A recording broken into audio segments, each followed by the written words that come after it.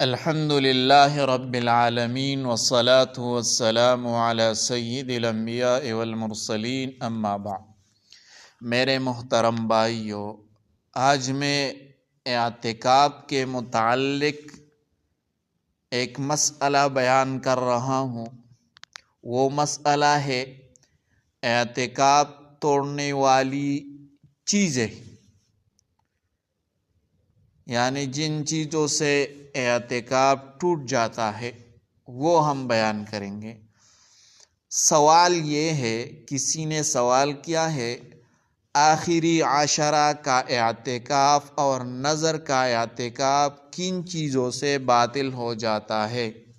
Number 2، کیا مذکورہ اعتکاف آسمان میں دیکھنے سے باطل ہو جاتا ہے؟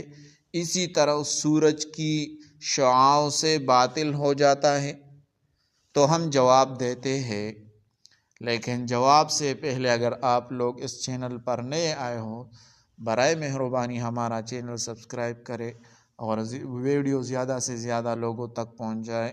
جو لوگ اعتکاف کے لیے بیٹھتے ہیں ان لوگوں تک یہ مسائل ضرور پہنچائے تاکہ وہ اپنا وقت ضائع نہ کرے اور اس کا اعتکاف ٹوٹ نہ جائے۔ جزاکم اللہ۔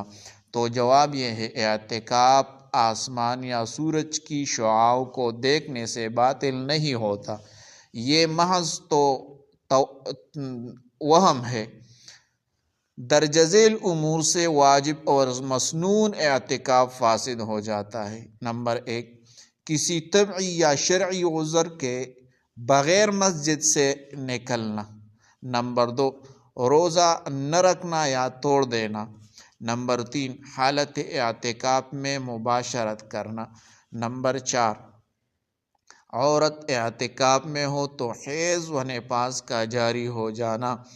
نمبر 5، کسی عذر کے باعث اعتکاف گاہ سے باہر نکل کر ضرورت سے زیادہ ٹھہرنا۔ ان باتوں سے اعتکاف ٹوٹ جاتا ہے، لہٰذا آپ اپنا وقت ضائع نہ کریں اور یہ مسائل ان لوگوں تک پہنچائے تاکہ وہ اپنا وقت ضائع نہ کرے اور آپ بھی یہ سن لیں، اور جب اعتکاف کے لیے آپ لوگ بیٹھتے ہیں تو یہ مسائل ذہن میں ضرور رکھ لیں۔ جزاکم اللہ احسن الجزاء، اور آخر میں ہمارا چینل سبسکرائب کریں۔ جزاکم اللہ۔